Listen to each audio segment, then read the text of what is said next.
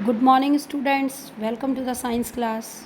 Today, in this class, we will discuss about atmospheric refraction. Okay, students. इससे पहले हमने इस चैप्टर में रिफ्रैक्शन के बारे में पढ़ा कि ग्लास प्रिज्म के थ्रू रिफ्रैक्शन कैसे होता है। ऐसे हमारे एटमॉस्फेयर में भी रिफ्रैक्शन प्रोसेस हम ऑब्जर्व कर सकते हैं। बहुत सारे फिज़िकल प्रोसेसेस ऐसे हैं जो लाइट के जो हम एटमॉस्फेयर में ऑब्जर्व कर सकते हैं। उन्हीं में से कुछ प्रोसेसेस को हम अभी इसमें डिस्कस करेंगे। हम सभी जानते हैं कि हमारा एटमॉस्फेयर जो है हमारे अर्थ के चारों तरफ जो एयर का ब्लैंकेट है उसको एटमॉस्फेयर कहते हैं। सो द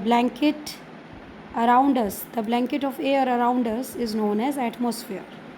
और हमें ये भी पता है कि स्पेस में ऐसा कोई भी ब्लैंकेट नहीं है, वहाँ एटमॉस्फेयर एब्सेंट है। ओके, और सनलाइट या स्टारलाइट हम तक जो पहुँचती है वो बहुत दूर से पहुँचती है, तो उसके इफ़ेक्ट हम तक आते आते जो है रिफ्रैक्शन के थ्रू हम उसके कई इफ़ेक्ट ऑब्ज़र्व कर सकते हैं। ठीक है, हम सभी जानते हैं कि हमारा एटमॉस्फेयर प्रेजेंट है हमारे चारों तरफ, और इसलिए जो एयर जो गर्म होती है, जो एयर का अनइवन हीटिंग हमारे अर्थ में होता है और एयर गर्म होकर ऊपर उठने लगती है। जब एयर गर्म होती है तो हल्की हो जाती है, हल्की होकर लाइट एयर जो है ऊपर उठने लगती है। ठीक है, तो ऊपर की एयर जो होगी वो लाइट होगी और नीचे की एयर जो होगी वो डेंस होगी, हम ये कह सकते हैं। ठीक है, नाउ एटमॉस्फेरिक रिफ्रैक्शन को हम ऑब्ज़र्व करने जो हम करते हैं तो इसमें कई चीज़ें हम अपने नेचर में ऑब्ज़र्व करते हैं, जैसे कि अपेरेंट पोजीशन ऑफ स्टार। कई बार ऐसे होता है कि स्टार की जो पोजीशन होती है एक्चुअल में उससे दूसरी हमें दिखाई देती है। ओके, जो स्टार की हमें एक्चुअल पोजीशन नहीं दिखाई देती है, वो भी एटमॉस्फेरिक रिफ्रैक्शन के कारण, atmospheric refraction of star light के कारण ही ऐसा होता है। ठीक है, तो atmospheric refraction is due to the gradual change in the refractive index of the atmosphere. The refractive index of the atmosphere gradually increases towards the surface of the earth because the hot air above is less dense than the cool air below. Atmosphere, क्योंकि star light जहाँ से आ रही है वहाँ जो है space में atmosphere नहीं है, और जो वो हमारे एटमॉस्फेयर पे एंटर करती है अर्थ के एटमॉस्फेयर स्टार लाइट, क्योंकि यहाँ पर एयर पार्टिकल्स मौजूद हैं, इस वजह से लाइट जो है अपने वो रिफ्रैक्टिव इंडेक्स उसका, क्योंकि हमारे एटमॉस्फेयर का ज़्यादा होने के कारण रिफ्रैक्टिव इंडेक्स लगातार चेंज होता रहता है, क्योंकि पार्टिकल्स की डेंसिटी कहीं कम है कहीं ज़्यादा है। स्पेस में तो पार्टिकल्स है नहीं, वहाँ एटमॉस्फेयर नहीं है। इस वजह से वहाँ से जब स्टार लाइट यहाँ आती है तो वो रिफ्रैक्ट हो जाती है, एक मीडियम से दूसरे मीडियम में एंटर कर गई, यहाँ एटमॉस्फेयर प्रेजेंट है, इस वजह से उसके पाथ में डेविएशन आ जाता है। और इसके साथ साथ हमारा एटमॉस्फेयर भी हर जगह डेंसिटी एक जैसी नहीं है, ऊपर जो है लेस डेंस है, और जैसे जैसे ऊंचाई में जाते हैं डेंसिटी कम है, और नीचे जो है हम ये कह सकते हैं कि डेंसिटी ज़्यादा है। तो इस वजह से एक जैसी डेंसिटी ना होने के कारण that is also a cause of atmospheric refraction. So the star light on entering the earth atmosphere undergoes refraction continuously before it reaches the earth. So the atmospheric refraction occurs in a medium of gradually changing refractive index. Okay, तो लगातार refractive index change होता है, इस वजह से हमें जो है, क्योंकि हमें पता है कि एक रेयर मीडियम से डेंसर मीडियम में जो है स्टार लाइट एंटर हुई है, रेयर मीडियम से डेंसर मीडियम में, क्योंकि एटमॉस्फेयर प्रेजेंट होने के कारण हमारा अर्थ एक डेंसर मीडियम की तरह बिहेव करता है, और स्पेस में कोई भी एटमॉस्फेयर नहीं है तो रेयर मीडियम है। इस वजह से लाइट क्या होगा, रेयर से डेंसर मीडियम में जो लाइट एंटर करेगी, so it bend towards the normal. ठीक है, so light will bend towards the normal की तरह बेंड हो जाएगी। So the real position of a star is different from its apparent position. इस वजह से हमें जो पोजीशन दिखाई दे रही है स्टार की वो दूसरी दिखाई दे रही है, और उसकी रियल पोजीशन कुछ और होती है। अपेरेंट पोजीशन जो कि हम आभास कर रहे हैं, जो हमें दिखाई दे रही है, और रियल पोजीशन जो उसकी एक्चुअल पोजीशन है। ठीक है, तो हमें स्टार की पोजीशन थोड़ा सा ऊंची दिखाई देती है, ऊंची उठी हुई दिखाई देती है, वो एटमॉस्फेरिक रिफ्रैक्शन के कारण है, क्योंकि रिफ्रैक्टिव इंडेक्स लगातार चेंज हो रहा है। जब स्टार लाइट एटमॉस्फेयर में, अर्थ के एटमॉस्फेयर में एंटर करती है तो वो डेविएट हो जाती है अपने पाथ से, एक रेयरर से डेंसर मीडियम में जब एंटर होता है तो then it bend towards the normal की तरफ जो है स्टारलाइट बैंड कर जाएगी, और इस वजह से हमें उसकी रियल पोजीशन, अपेरेंट पोजीशन दूसरी दिखाई देगी रियल पोजीशन से। ठीक है, so the star appear slightly higher और above than its actual position when viewed near the horizon. Okay, so now in this picture apparent star position due to atmospheric refraction, इसमें यही दिखा रखा है। Actual में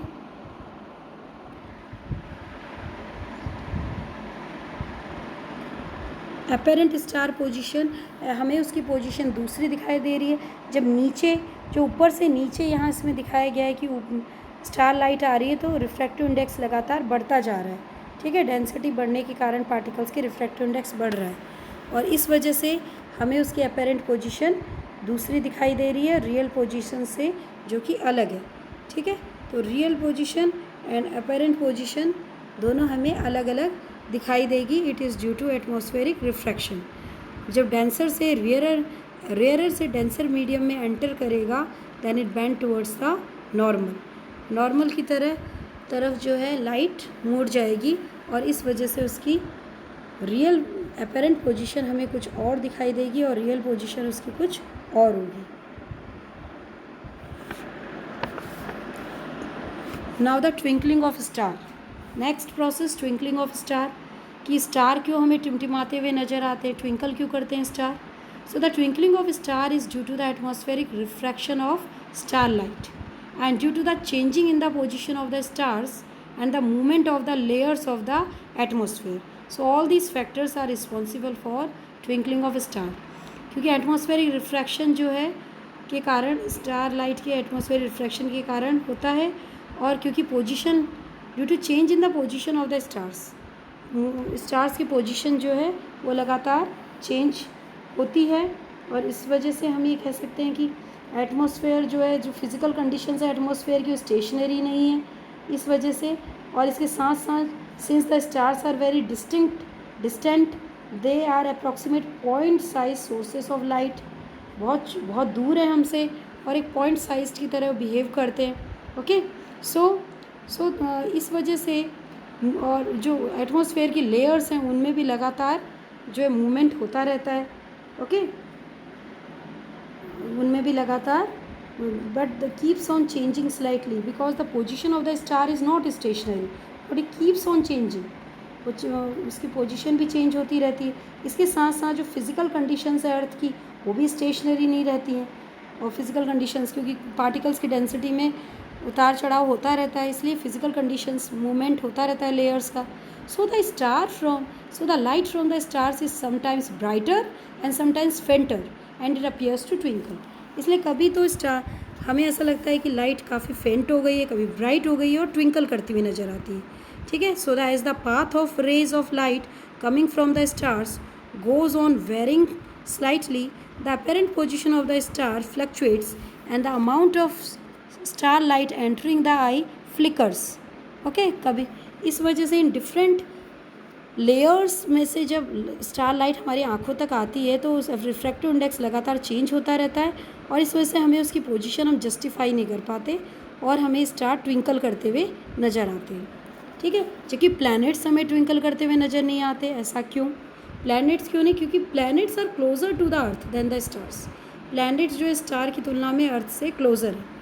सो the light from the stars are considered as point source of light and the light from the planets are considered as the extended source of light. So the light from the planets nullify the twinkling effect. क्योंकि जो planets हैं वो जो हैं काफ़ी close हैं अर्थ से, और इस वजह से वो जो एक्सटेंडेड सोर्स की तरह बिहेव करते, पॉइंट साइज़ की तरह नहीं बिहेव करते, एक्सटेंडेड सोर्स की तरह बिहेव करते हैं। और उनसे, और if we consider a planet as a collection of large number of point size sources of light, the total variation in the amount of light entering our eye from all the individual point size sources will average out to 0. देखो actual में एक extended source की light है, अगर उसको हम कई सारे पॉइंट सोर्स की तरह उसको मान लें तो हर सोर्स से जो लाइट हमारी आंखों तक पड़ती है वो उस एक दूसरे के इफ़ेक्ट को नलीफाई कर देती है और कुल मिलाकर हम तक जो लाइट पहुंचती है वो एक ही पहुंचती है, और इसलिए हमें ट्विंकल करते हुए प्लैनेट नहीं दिखाई देते, क्योंकि वो हमसे क्लोज हैं और वो एक एक्सटेंडेड सोर्स ऑफ लाइट की तरह बिहेव करते हैं, और इस वजह से वो ट्विंकलिंग इफेक्ट को नलीफाई कर देते हैं, और इसलिए वो हमें ट्विंकल करते हुए नज़र नहीं आते। ठीक है, जैसे इसमें कि लाइट फ्रॉम द स्टार जो है the earth atmosphere with moving pockets of cold and warm air, वही है कि स्टार्स हमसे दूर हैं इसलिए पॉइंट साइज़ की तरह बिहेव करते हैं, और एटमॉस्फेयर भी हमारा एक कांस्टेंट नहीं रहता है, इस वजह से फ्लक्चुएट करती हुई लाइट हम तक पहुंचती है। जो मैंने आपको बताया वही कि लाइट जब हम तक पहुंच रही है तो एक स्ट्रेट नहीं पहुंच रही है, लगातार उसकी पाथ में डेविएशन आ रहा है, क्योंकि हमारा अर्थ एटमॉस्फेयर जो है वो भी लगातार चेंज होता रहता है, उसमें वेरिएशन आते रहते हैं, क्योंकि कहीं हॉट एयर है, कहीं कोल्ड एयर है, पार्टिकल्स की डेंसिटी एक जैसी नहीं होने के कारण ये ट्विंकलिंग इफेक्ट हम ऑब्जर्व कर पाते हैं। नाउ इसी तरह से नेक्स्ट प्रोसेस जो कि हम एटमॉस्फेयर में ऑब्जर्व करते हैं, जो कि रिफ्रैक्शन जिसका कारण है वो है advance sunrise and delayed sunset. इसका मतलब ये है कि कई बार ये होता है कि सनराइज़ नहीं होता, लेकिन हमें 2 मिनट पहले ही सन जो है राइज़ होता हुआ दिखता है, और इसी तरह से सन जो है सनसेट नहीं होता, डिलेड सनसेट। इसका मतलब ये कि सनसेट हो जाता है लेकिन हमें 2 मिनट बाद तक भी सन जो है उसकी इमेज दिखती है, उसकी शेडो हमें दिखती है, तो that is advance sunrise and delayed sunset. तो इसका क्या कारण है? इसका कारण भी एटमॉस्फेरिक रिफ्रैक्शन है। ठीक है, the sun is visible to us about 2 minutes before the actual sunrise and about 2 minutes after the actual sunset because of atmospheric refraction। ये भी atmospheric refraction के कारण ही होता है। By actual sunrise we mean the actual crossing of the horizon by the sun। Okay, actual में sunrise का मतलब ये है कि हॉरिजॉन को क्रॉस करके जो सन ऊपर आता है तो हम उसको सनराइज़ कहते हैं। ठीक है, एक्चुअल एंड अपेरेंट पोजीशन जो सन की होती है वो हॉरिजॉन के रिस्पेक्ट में अलग अलग होती है, इस वजह से जो एक्चुअल सनसेट और सनराइज़ के बीच में जो होता है टाइम डिफरेंस है वो 2 मिनट्स का रह जाता है। एक्चुअल द अपेरेंट, देखो एक्चुअल में जैसे इस डायग्राम में आप देख रहे हो, इस डायग्राम में ये जो है अर्थ है, यहाँ ये ऑब्जर्वर है जो कि सनराइज़ को ऑब्जर्व कर रहा है। ओके, ये सन की रियल पोजीशन है। ओके, ये हॉरिजॉन यहाँ दिखा रखा है। नाउ सन रेज, जब यहाँ से सनराइज़ हो रहा है और यहाँ उसकी जो लाइट जो है ये ऑब्जर्वर की आंखों तक पहुँच रही है, तो यहाँ पर क्योंकि एटमॉस्फेयर प्रेजेंट है तो अगेन डिफरेंट लेयर से होकर सन लाइट को जाना पड़ रहा है, तो again there is a change in the refractive index में चेंज हो रहा है कि डिफरेंट लेयर्स की डेंसिटी अलग अलग है एटमॉस्फेयर की, तो वो जो है रिफ्रैक्ट हो जाएगी। रिफ्रैक्ट होने के साथ साथ रिफ्रैक्शन होगा। रिफ्रैक्शन के कारण जो एक्चुअल पोजीशन है, रियल पोजीशन तो ये है, लेकिन ऑब्जर्वर को जो दिखेगी पोजीशन वो क्या दिखेगी? अपेरेंट पोजीशन, ये थोड़ी उठी हुई पोजीशन दिखेगी रिफ्रैक्शन के कारण। क्यों? क्योंकि अगर जहाँ से सन की रेज आ रही हैं वो एटमॉस्फेयर और अर्थ का एटमॉस्फेयर एक जैसा होता, लेयर्स में डेंसिटी में कोई चेंज नहीं आता, तब तो हमें उसकी रियल पोजीशन दिखती, लेकिन there is a change in the density. Atmosphere वहाँ पर नहीं है जहाँ सन प्रेजेंट है और यहाँ एटमॉस्फेयर है, और यहाँ हमारे एटमॉस्फेयर में भी एक जैसी डेंसिटी नहीं है, एयर की डेंसिटी लगातार चेंज है, इसलिए जो सनलाइट आ रही है वो रिफ्रैक्शन होगा उसका, और इस वजह से हमें उसकी पोजीशन जो है ऊंची उठी दिखेगी। सनराइज़ नहीं हुआ है लेकिन 2 मिनट पहले ही हमें सनराइज़ दिखने लगेगा। It is due to atmospheric refraction. इसी तरह से सनसेट के समय भी होता है। ये जो है सनसेट यहाँ पर है, ये रियल पोजीशन है सन की, ये हॉरिजॉन है, ये सनसेट हो चुका है। ठीक है, यहाँ ऑब्जर्वर है, सनसेट हो चुका है, लेकिन वही रिफ्रैक्शन के कारण लेयर्स से जो सनलाइट आ रही है, जो सन की रेज जो आ रही हैं वो रिफ्रैक्ट हो रही हैं आँखों में रिफ्रैक्ट होकर पहुँच रही हैं, और इस वजह से इस रिफ्रैक्शन के कारण वो उसकी हम जो पोजीशन ऑब्जर्व होती है, वो सनसेट हो चुका है लेकिन फिर भी हमें ऊंचा उठा हुआ उस समय दिख रहा है, हॉरिजॉन के ऊपर थोड़ा दिखता है 2 मिनट बाद तक भी। दैट इज़ रिफ्रैक्शन के कारण हमें वो अभी भी डिलेड सनसेट ऑब्जर्व हो रहा है 2 मिनट तक, फिर भी दिख रहा है, तो इसका कारण एटमॉस्फेरिक रिफ्रैक्शन ही है. So the apparent flattering of the sun disc at sunrise and at the sunset is also due to the atmospheric refraction. तो वी कैन से ये जो एटमॉस्फेरिक फिजिकल प्रोसेसेस हैं सब, इनका मेन कारण क्या है? एटमॉस्फेरिक रिफ्रैक्शन है. Now the next process is scattering of light. Scattering of light, light का स्कैटर होना. ओके, लाइट का स्कैटर होना. वी कैन से स्कैटरिंग जो है ये कॉलोइडल पार्टिकल्स के द्वारा सबसे ज़्यादा होती है. हमने इससे पहले भी 9th क्लास में पढ़ा है टिंडल इफेक्ट कि what is the scattering of light. Light को स्कैटर कर दे और लाइट का पाथ विजिबल हो जाए किसी पार्टिकल्स के द्वारा, तो हम उसको कहेंगे कि that is the scattering of light and this effect is called टिंडल effect. Okay, when a beam of light passes through a colloidal solution, the path of the light becomes visible due to the scattering of the light by the colloid particle. This effect is known as Tyndall effect. जब एक beam of light colloidal particle से पास होती है, colloid क्या होते हैं? हमने 3 तरह के सॉल्यूशंस पढ़े थे. ओके, 9th में true solution, suspension and colloidal solution. Colloids ये पढ़े थे. उसमें से कॉलोइड्स के जो पार्टिकल्स का साइज़ होता है वो ट्रू सॉल्यूशन एंड सस्पेंशन के बीच का साइज़ होता है, इंटरमीडिएट साइज़ होता है. ओके, तो कॉलोइड पार्टिकल्स को के थ्रू अगर हम बीम ऑफ लाइट को पास करेंगे, लाइट रेज को पास करेंगे, तो लाइट का पाथ हमें दिखने लगेगा. ठीक है, तो कॉलोइड जो है इनका पार्टिकल्स का साइज़ इंटरमीडिएट है, ना छोटा है ना बड़ा है, सफिशिएंट है लाइट को स्कैटर करने के लिए और उसके पाथ को विजिबल करने के लिए. इसलिए कॉलोइड्स ही केवल स्कैटर कर पाते हैं सनलाइट को.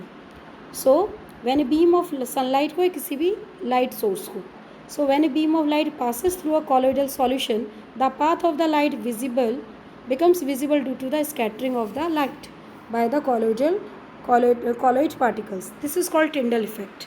इसको Tyndall effect इसलिए बोलते हैं क्योंकि सबसे पहले टिंडल नाम के साइंटिस्ट ने ही ये इफ़ेक्ट कॉलोइड में ऑब्जर्व किया था, इसलिए उनको ट्रिब्यूट देने के लिए इस इफ़ेक्ट को टिंडल इफ़ेक्ट कहा जाता है. नाउ अपने एटमॉस्फेयर में भी हमें ये टिंडल इफ़ेक्ट देखने को मिलता है. Okay, the earth atmosphere contains air particles, water droplets, dust, smoke, etc. Now when sunlight passes through the atmosphere, the path of the light becomes visible due to the scattering of the light by these particles. ये हमारे atmosphere में भी air molecules present है, water droplets हैं, dust, smoke, ये सारे particles observe हैं. और ये इनमें से मोस्टली ये जो हैं ये कॉलोइड पार्टिकल्स हैं. इनका साइज़ ना तो बहुत छोटा है ट्रू सॉल्यूशन की तरह और ना ही ये बड़े हैं सस्पेंशन की तरह. तो ये जब सनलाइट इनमें से पास होती है तो ये सनलाइट को स्कैटर कर देते हैं. ओके, स्कैटर कर देते हैं.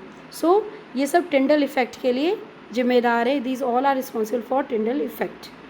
Okay, so the colour of the scattered light depends upon the size of the scattering particles. कौन सी लाइट स्कैटर हुई है ये डिपेंड करता है, जो स्कैटरिंग पार्टिकल्स हैं उनके साइज़ पे डिपेंड करता है. Depends on the size of the scattering particles. उनका साइज़ क्या है? जो बहुत फाइन पार्टिकल्स होंगे, वेरी फाइन पार्टिकल्स, वो ब्लू लाइट को स्कैटर करेंगे. ओके, लार्जर पार्टिकल्स जो हैं they scatter the light of the longer wavelength. वो लॉन्गर वेवलेंथ की लाइट को ऑब्जर्व करते हैं जो लार्जर पार्टिकल्स होते हैं, मोस्टली रेड लाइट को, इस तरह से. ठीक है, और कई बार तो ऐसा होता है कि स्कैटर लाइट में इवन अपीयर वाइट, कई बार वो वाइट भी, स्कैटर लाइट वाइट भी अपीयर होती है. सो दिस इज़ कि स्कैटरिंग ऑफ लाइट क्या होता है और क्यों होता है. हमारे एटमॉस्फेयर में स्कैटरिंग क्यों होती है? क्योंकि हमारे एटमॉस्फेयर में अलग अलग पार्टिकल्स प्रेजेंट हैं, एयर मॉलिक्यूल्स प्रेजेंट हैं, वाटर ड्रॉपलेट्स प्रेजेंट है, डस्ट, ये सारे पार्टिकल्स जो हैं स्कैटरिंग के लिए रिस्पॉन्सिबल है. So in these pictures you are seeing the colloidal effect. हम घरों में भी ऑब्जर्व करते हैं विंटर्स में. कई होल में अगर एक होल से अगर अंदर सनलाइट आ रही है तो वहाँ पर हम डस्ट पार्टिकल्स को ऑब्जर्व कर सकते हैं. ठीक है, तो डस्ट वो स्कैटरिंग ऑफ लाइट है जो कि उस लाइट के पाथ को विजिबल कर रही है. That is also Tyndall effect. Canopy, हम जंगल में भी किसी फॉरेस्ट में, घने फॉरेस्ट में जो है पेड़ों के बीच में से भी टिंडल इफेक्ट को ऑब्जर्व कर सकते हैं. Now why is the colour of the clear sky is blue? जो क्लियर स्काई है उसका हमें कलर जो है ब्लू क्यों दिखाई देता है? What is the reason behind that? हमें स्काई ब्लू ही क्यों दिखाई देगा? ओके, तो ये हमें पढ़ना है. The molecules of air and other fine particles in the atmosphere have size smaller than the wavelength of visible light. The fine particles in the atmosphere have size smaller than the wavelength of visible light. They can scatter blue light, which has a shorter wavelength than the red light, which has a longer wavelength. When sunlight passes through the atmosphere, the fine particles in the atmosphere scatter the blue color more strongly than the red, so the sky appears blue. Actual में जो red light है उसकी wavelength 1.8 times greater होती है blue light से. The red light has a wavelength about 1.8 times greater than the blue light. So when the sunlight passes through the atmosphere, जो fine particles हैं air में, they can scatter the blue colour. Shorter wavelength को ही ज़्यादा strongly scatter कर पाते हैं blue colour की red colour के कंपेयर में. सो द स्कैटर्ड जो ब्लू लाइट है वही हमारे आँखों पे एंटर कर पाती है और इस वजह से हमें जो स्काई है वो ब्लू दिखाई देता है. ठीक है, क्योंकि हमारा एटमॉस्फेयर बहुत स्मॉल पार्टिकल्स से मिलकर बना है. ये स्मॉल पार्टिकल्स शॉर्टर वेवलेंथ को स्कैटर करते हैं मोस्टली, और जो ब्लू लाइट है वो शॉर्टर वेवलेंथ होती है उसकी. इस वजह से हमें जो स्काई का कलर जो है ब्लू दिखाई देता है. Now if the earth had no atmosphere then there would not be any scattering of light and sky would appear dark. The sky appears dark at very high altitudes. देखो, अगर कोई atmosphere नहीं होता हमारे atmosphere में, अगर कोई atmosphere नहीं होता हमारे अर्थ में, तो हमें स्काई जो है ब्लू नहीं दिखाई देता, फिर हमें ब्लैक दिखाई देता, डार्क दिखाई देता. ओके, क्योंकि कोई स्कैटरिंग ही नहीं होती, कोई पार्टिकल्स ही नहीं होते. No scattering takes place. इस वजह से स्कैटरिंग, पार्टिकल्स नहीं होने की वजह से स्कैटरिंग नहीं होती. स्कैटरिंग नहीं होने की वजह से कलर हम कोई नहीं दिखाई देता. इसलिए हायर एल्टीट्यूड्स में जैसे जैसे ऊंचाई में जाते हैं वैसे वैसे स्काई जो है डार्क दिखने लगता है, ब्लैक दिखने लगता है. जो एस्ट्रोनॉट्स हैं उनको स्काई डार्क दिखाई देगा. क्यों? क्योंकि स्पेस में एटमॉस्फेयर नहीं है, इसलिए स्कैटरिंग नहीं होगी पार्टिकल्स की, और इस वजह से स्काई जो है वो क्या दिखाई देगा? डार्क दिखाई देगा. So the sky appears dark to passengers flying at very high altitudes as scattering is not prominent at such heights. क्योंकि ऐसी हाइट्स में स्कैटरिंग नहीं हो पाएगी पार्टिकल्स की, इस वजह से स्काई डार्क दिखाई देगा.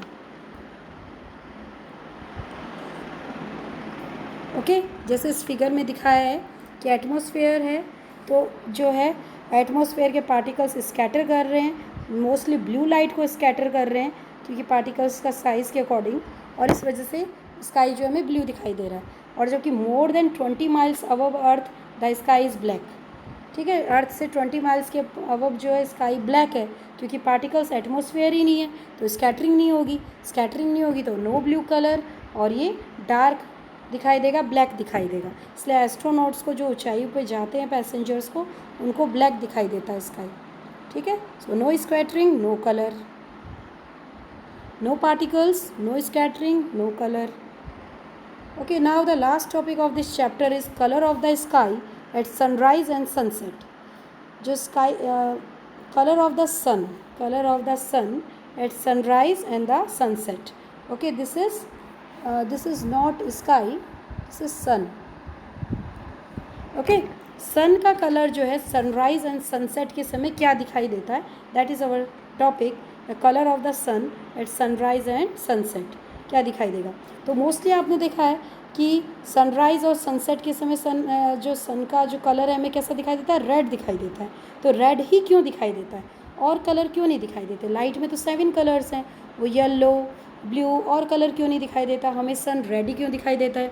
जबकि दिन के समय सन हमें रेड नहीं दिखाई देगा, और एकदम 12 बजे के समय हमें वाइट दिखाई देता है. ऐसा क्यों है? कभी कभी येलोइश भी दिखाई देता है. तो दिन के अलग अलग समय में it means different wavelength of light हमारी आँखों तक पहुँचती है, इस वजह से वही कलर हमें दिखाई देता है. Okay, now at sunrise and at sunset the sun is near the horizon and the light from the sun travels through the thicker layers of the atmosphere and longer distance through the atmosphere.